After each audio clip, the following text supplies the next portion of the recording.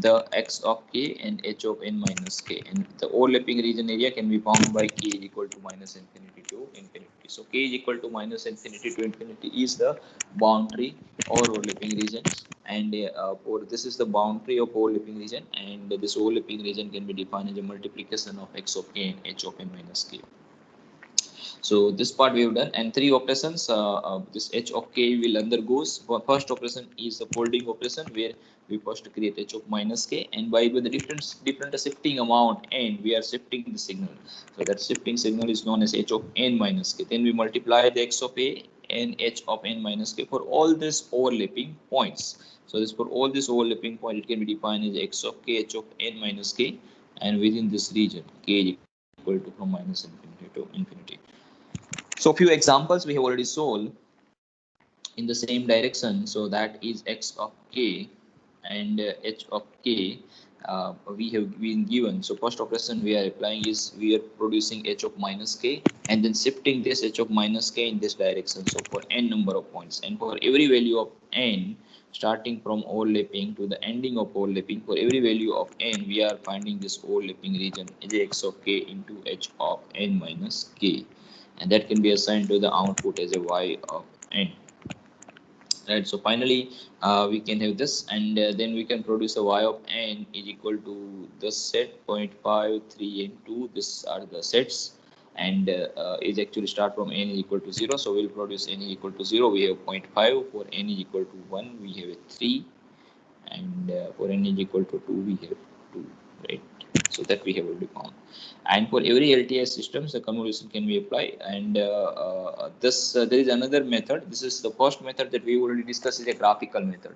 In the graphical method, we graphically move the signal as per the shifting amount of n, and then we find the overlapping region and we assign to the y of n. Then we again shift the signal h of n minus k with the different value of n. We again find this overlapping region, and then we again, after finding this overlapping region, we again assign to the y of n. So iteratively we do this process, and every time with a new value of shifting amount n, we can have a new value of y of n. So okay, so we have a new value of y of n. So we'll do this process for a different value of n. So then we are getting here y of 0, y of 1, y of 2, etc., and then finally we are plotting. So this method is a graphical method where there is a graphical illustration, and in the graphical illustration we can find the value of y of n for a different value of h of n minus k, and where the main parameters which does vary is the shifting amount, and the shifting amounts can be defined by n. So this part we have already discussed so far. And now here we are going to discuss about the another important aspect of this is the another method is known as a tabular method. So in a tabular method, we will arrange this all the value of x of k in this horizontally, and all the values of h of k vertically, and then we multiply all the elements of h of k with the individual element of x of k, and then we put their values over here, and then finally this all these values are combined, all these values are combined all together, and we assign to the y of n. And so that way we can have 1 2 3 2 1, etc., right? So we can make a group of this one, this two, this one, this two, and this one. So that part we have already discussed. And in this point, whenever we are going to plot, so we don't, if we are not going with a graphical method, so we should have know the time axis value. So for the time axis value, for x1 is for x, the time axis value are starting from t1. So that this time is, sorry, this time axis is known as a t1 for signal x. All the time points for signal h is known as a t2, and all the time points for this signal y of n is known as a t. So we can say this axis of t is axis of a y of n, and it does vary from t minimum to t maximum. So t minimum, how we can find out by this formula? We will find the minimum value of t1 axis, minimum value of t2 axis, and then we add them. So that are getting, then we getting the minimum value of y axis. So means for this we are getting the minimum value of x axis for y signal, and then that is the minimum of t1 plus minimum of t2. So we are getting the t minimum, and then we find the t maximum maximum points of the this y of n signal, and the maximum point is t minimum plus l minus 2, where l is the length of t1 plus length of t2, and then l minus 2. If we put up all this value of t minimum, l and 2, then we are getting the t maximum value, and this signals y does basically the signal y of n does vary from this value of t minimum to t maximum value, right? And all these points lie within this range.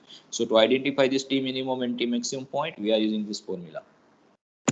This t minimum is equal to minimum of t1 plus minimum of t2, and t max is equal to t minimum plus l minus 2, where l is the addition of the length of axis x signals axis, and h signal axis, right?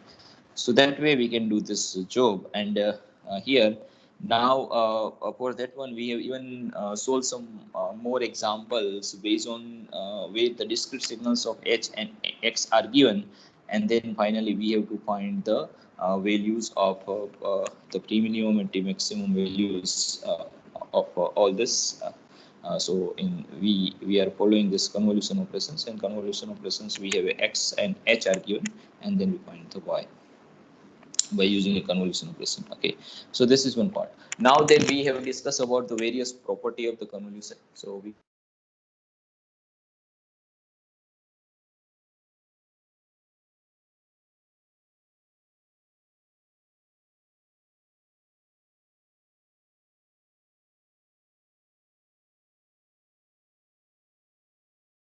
that you can go through this. We are not going in detail, but the first property will tell us that if any signal is x1 x of t, right, is actually convoluted with the impulse response delta of t, then we are getting the signal y of t, and this y of t is equivalent to x of t. I means if y of t is represented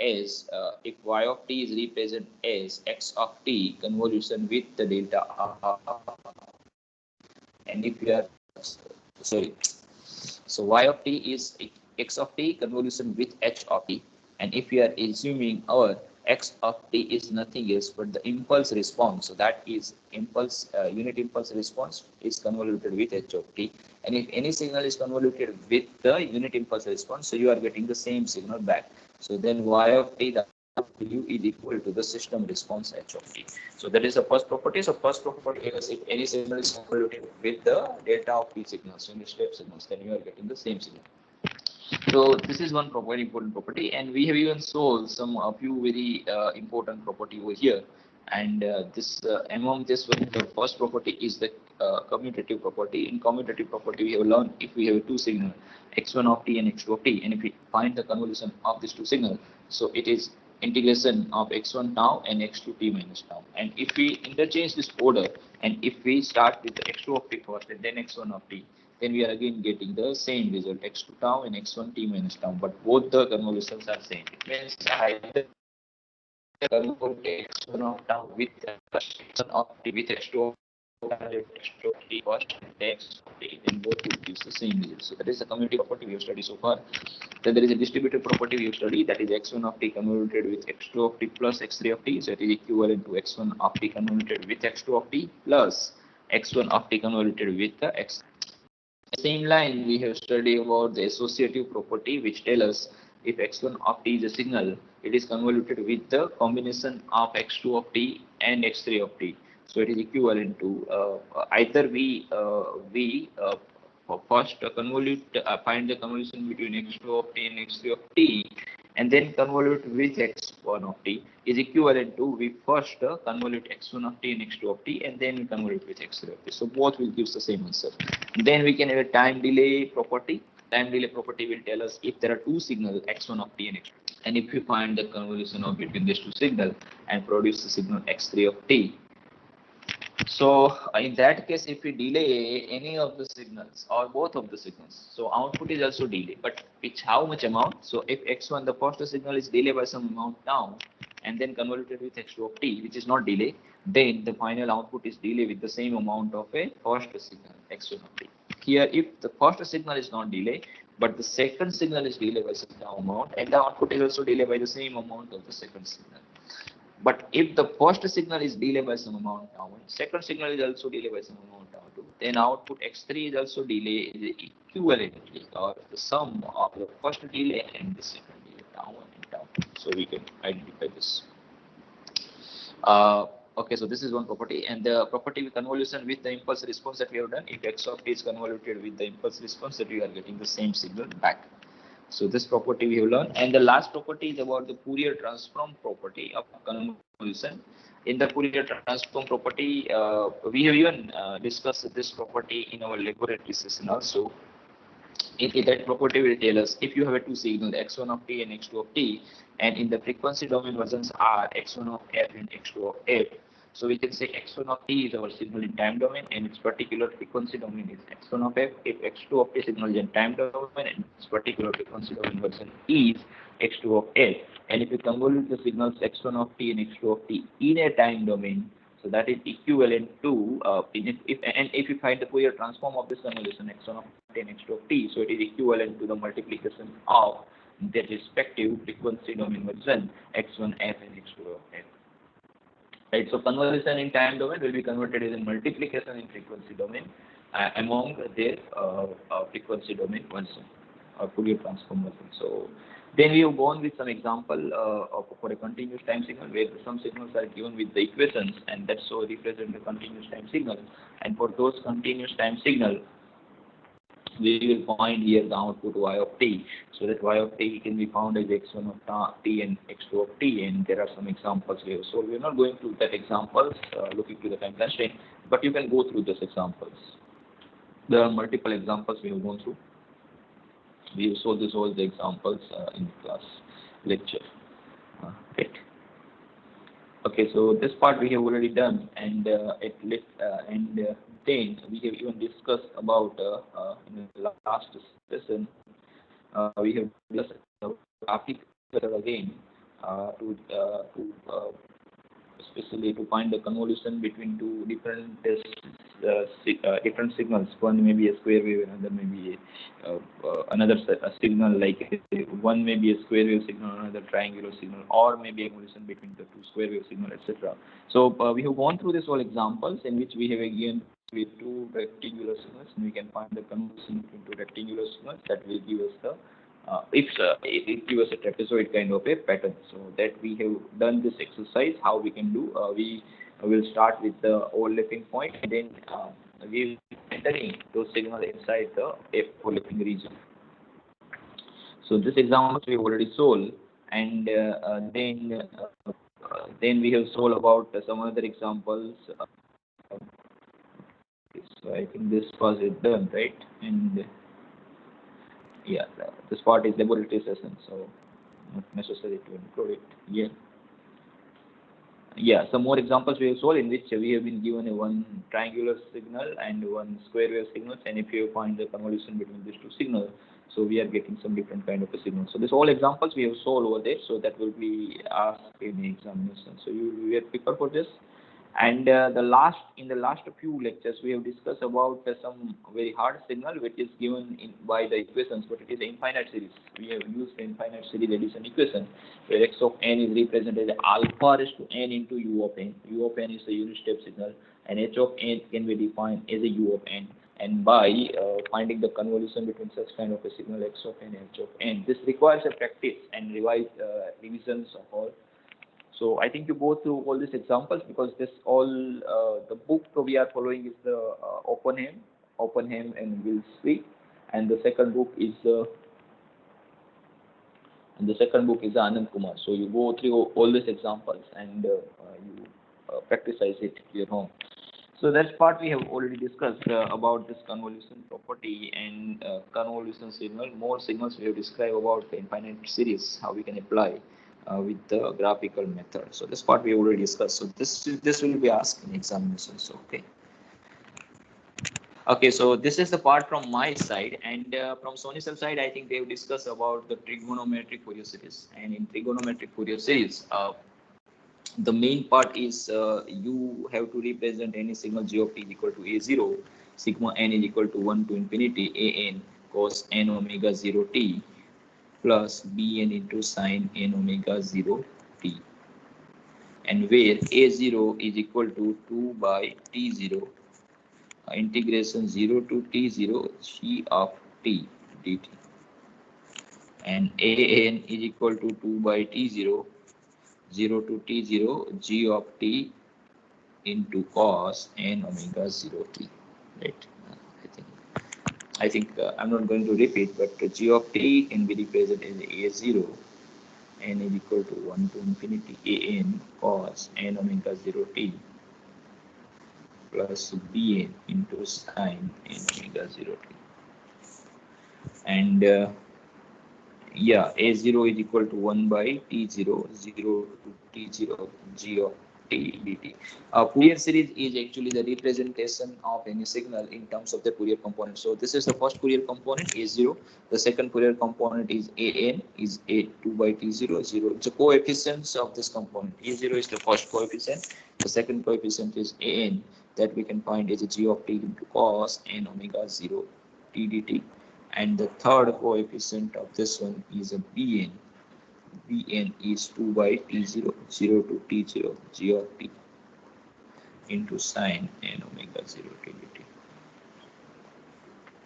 So we can identify this Fourier series coefficients a0, an, and bn, and then we can place in this equation g of t equal to a0 sigma m equal to 1 to infinity n cos n omega 0 t plus bn sine n omega 0 t. And one more thing is the Parseval theorem, that the Parseval theorem has also been explained by Sir, and where it shows that if any signal g of t can be represented as a c0 and c1 into g1 of t plus c2 g2 of t in this form up to the cn gn of t, then finally we can say, as per this Parseval theorem, we can say any signal, such signal g of t can be represented, power can be found as a addition of a 1/2 c0 square plus a c1 square plus a c2 square up to the cn square.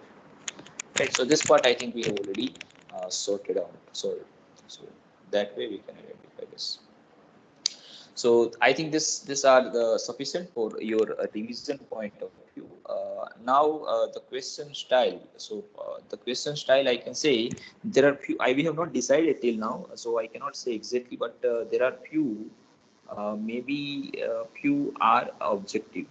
Few are objectives, right? And in objective also there are some examples. You have to solve in your note and pad. And you have to choose the multiple options. So that is a multiple choices will be given, right? So multiple choices are given, and you have to pick up any one of this. This is of a 1 mark question. So many most of out of 30 mark, at least more than the 10 questions are of such kind, multiple choice questions. 10 questions are of a multiple choice questions. And next we can have some examples, and this example is of a 2 or 3 marks, where you have to write only the answer. The place is provided, okay, write only answer. Not, you do not have to just write everything and just send the photo. Write only answer. There are multiple such, there may be very 10 questions, I may ask 12 question, 8 question, but that is roughly, that is rough approximations, because we have not drawn the question paper, so I cannot I cannot say anything surely, but maybe around 10 means 8, maybe 12, like that. You can consider this. Same way for here, there are 2 or 3 mark questions, you have to only write the answer, and that is also of this regarding approximately 10 mark questions, right? Around 10 mark, not this is around. So maybe 9 mark, maybe 11 mark, maybe plus minus something you may expect, but it is approximately this. And there are some examples will be asked, or maybe a theory will be asked, where you have to take a photo, take photos and upload, where you have to upload after taking your photos, and there may be of it again the 2 to 3 marks, 2 or 3 marks, right? And around 10 marks you can expect from this. So this whole question paper is divided in a 3 part. Basically, the first part is the multiple objective kind of questions, and multiple objective kind of questions are also few examples, small examples. The second part in which you have to type the answer, you need to type here, write the answer, means you have to type the answer. Small answers will be, you have to type only, and the calculations you do not need to solve. The calculation you can do by yourself or by using your notepad pad. And in your third portions, approximately 10 marks that were coming from the theory, and where you have to take a photos and you have to upload the photos. Okay. Now, I conclude this session over here. If you have any questions, you may ask the questions. Meanwhile, regarding the this one, these 3 chapters will be in your syllabus. I think I am not sure whether Fourier transform has been started by the sir or not. I'm not sure about this. Fourier transform chapter has been started or not.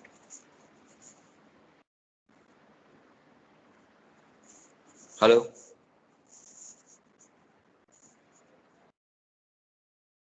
What's about another side? Which chapter the sir has started?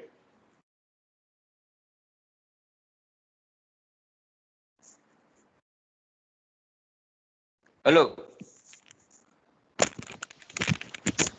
Anybody have any idea about which chapter the Soni sir has started, or which chapter is running in other side? Sir, after third sem exam, there is no lecture Soni sir is conducted. Okay. So I think Fourier series is the last chapter. So we conclude over here. Okay, so fine. Okay, no issue. So we conclude here very importantly about this thing. These 3 chapters will be asked. These 3 chapters. What are these 3 chapters? Sorry, 4 chapter. 4 chapters will be asked. The one chapter is about the signal. Right? About the signals, where there are properties of signals and types of the signals, etc. The energy and power of the signals and all.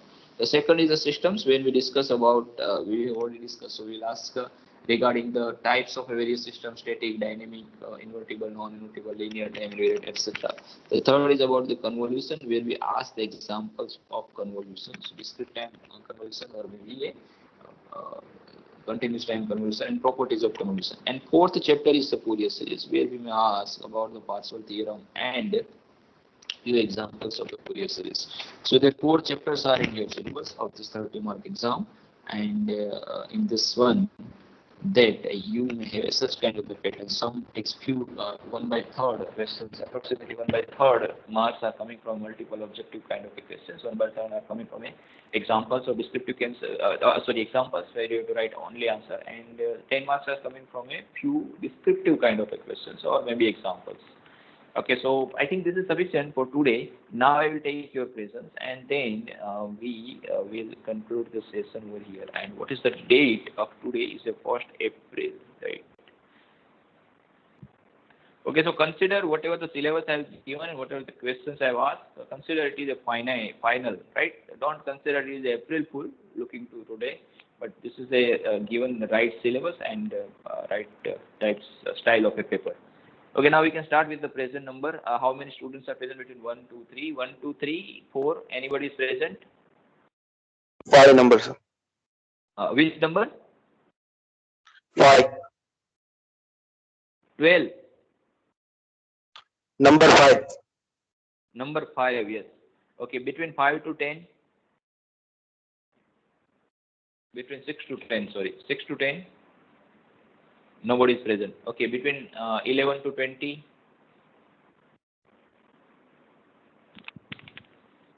Sir, 18. 18. Okay. 11 to 20. 21 to 30, anybody is present?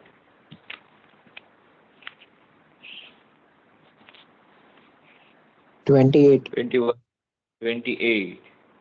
31 to 40. 35 present, sir. 35 is present. Good. And 41 to 50, anybody is present? 43. 47.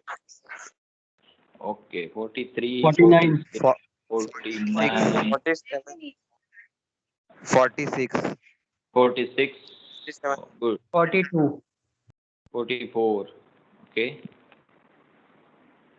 Sir, Anybody is 42. present in 42 is also there. Okay, 51 to 60. 52. 52. Okay, good. 52. Then anybody else? 59. Okay, D to D student. Anybody D to? Yes. D to D. Sir, 57. 57. Okay, D to D. Anybody from D to D? Nobody is there, right? Okay. So now the present numbers are 5, 18, 28, 35, 42, 43, 44, 46, 47, 49, 52, 57, and 59. I think these are all the numbers I have included. Okay, and it is already visible in your screen also. You can look to this matter. Okay, so now I conclude this session over here. Have a good day, goodbye, and best of luck for your examinations. And once your examination is starting, on which day paper I have to check. But if in between also, if you have any doubt, then you can send me the WhatsApp messages, and this note will basically share with you very shortly. But meanwhile, if you have any doubt and if you have any questions during the solving, so you can send me the photos of that problem, and you can contact me by my personal WhatsApp number. Okay, now have a nice day and goodbye to Thank you, sir.